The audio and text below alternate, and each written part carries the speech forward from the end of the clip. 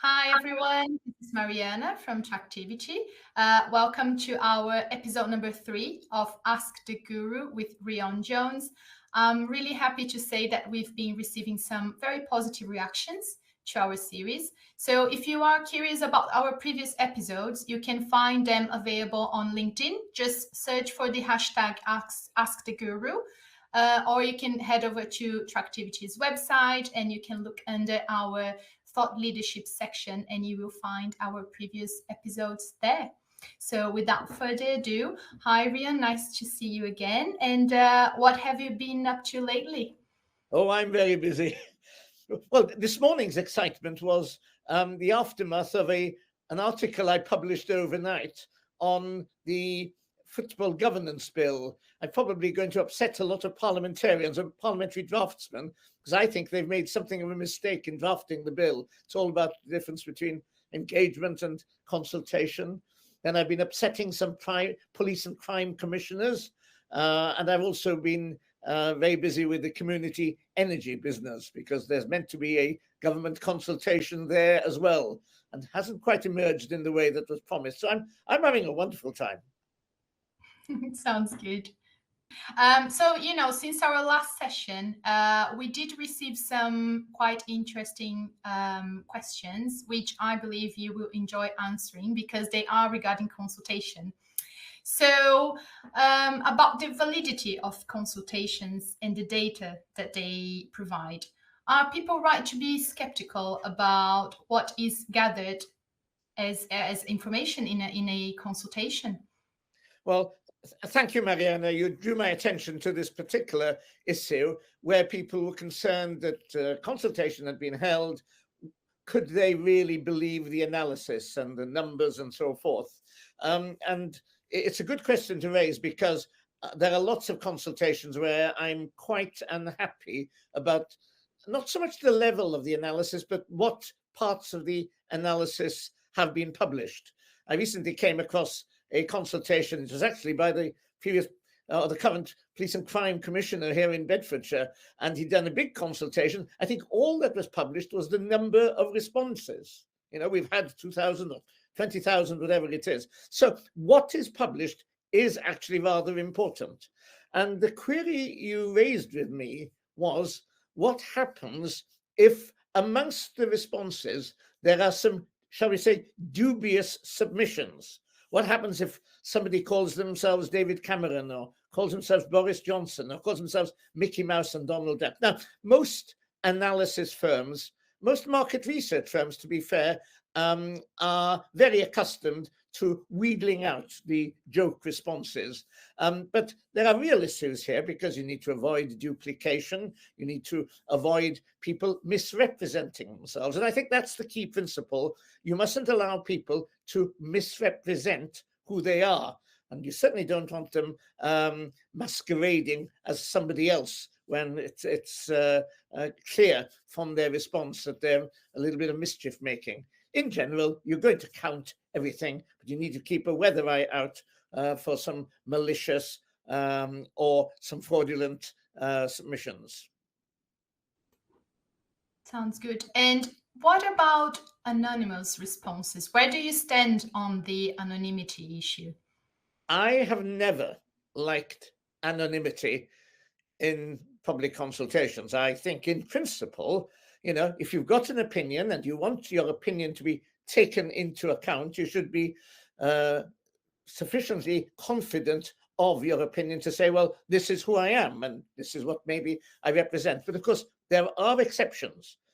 If you are doing a consultation on something sensitive, something like domestic violence, you would clearly have to offer anonymity. And so there are exceptions, but in general, ask yourself, why should somebody want to be anonymous? I recently saw a government consultation and public bodies were claiming anonymity. Why on earth should they do so? It's a little bit like civil servants not wanting to be named.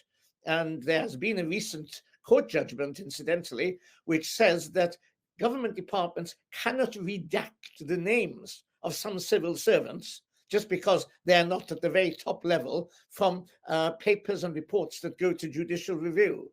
I think in general, we need more transparency and not less. So with exceptions, I would avoid anonymity. If you're being asked for anonymity, try and understand why. There are good reasons, but very often they're not such good reasons. Yeah, absolutely. That makes sense. And so, for example, our system, Tractivity, for our clients, they do have the option when they're running consultations using it to have confirmed and unconfirmed responses. So that means when someone responds to your consultation, they will receive an email back to confirm that they were the ones who submitted the response.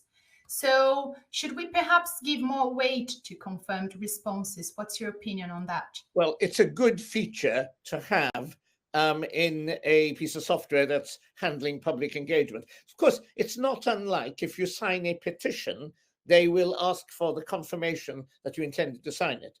It's a bit like if you are in one of the donor software sites. You've pledged £50 and they'll ask you to confirm. So in principle, it's a good thing to do. I would be telling people, just have a look at the rate, the percentage of responses that don't get confirmed. Because there are lots of reasons why people maybe don't press the confirmation button. Either they're busy or they miss it, or they might take the view, we've spent enough time already giving our views, why should we press a further button? Have a look. Is it 2% that haven't confirmed? Or is it 25%? Now, if it's 2%, you're not going to worry too much. If it's 25%, you're going to ask some questions. And if you're unsure whether it's right to exclude them or not, you can always analyze those that have confirmed and compare the responses with those who haven't confirmed. Is there a significant difference?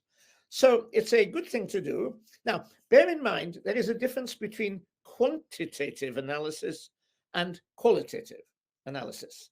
Now, in qualitative analysis, we always want to know, coming back to the anonymity, we want to know who the people are and what their experience is, where they're coming from, and so forth. With quantitative analysis, you can actually have a bigger margin of error. At the end of the day, the difference between 62% and 64% is not a lot. Qualitative analysis is a bit different. Yeah, sure, that makes sense. But what about petitions or mass responses? I've always taken the view that petitions are actually rather important in consultations, because if you stop and think about it, even if it's online and therefore in principle not very difficult for somebody to respond, there are lots of people who are not comfortable to give their views on an individual basis, but who will want to signal their support for a particular cause or a particular policy through a petition. And over the years, I'm not sure we've given enough regard. I've seen too many consultations. Oh, we've had 13,000 responses, and the next 60 pages detail, the breakdown of who said what. And by the way, we had a petition of 10,000 people. If there's a petitions organizer and they've gone to the trouble of rounding up whatever the number is, especially if they've used the old-fashioned methods, the least you can do as a consultor is to take that effort seriously. It signals something. It signals that people feel sufficiently strongly. And, the numbers aren't everything. 100 people signing a petition does need to be taken seriously, as well as one that's got 10,000 people. And I've always said, look, invite the petition organizers in, give them a cup of tea, ask them what their thoughts are, because that's, after all, is why they've done it. So I think petitions we need to take a little bit more seriously than maybe we do, and we need to find a way of incorporating them into the analysis report, other than just look in Appendix 5 for all the petitions that we received. Yes, I think in terms of petitions, we could even consider doing a whole session about it. Maybe it could be our next topic. Ask the guru. Yes. Hopefully, whoever's watching, if you'd like for us to run a session on petition just let us know. Thank you, Rhion. Thank you so much again for being here with us. It's been great. For those of you who are watching, again, if you want to send us your questions, issues, anything you would like to ask the guru, we're happy to receive them. You can contact us on our LinkedIn page, Tractivity's page, or you can send us an email at marketing@tractivity.co.uk. And Rhion, I look forward to seeing you next time. Thank you so much. Next time it is.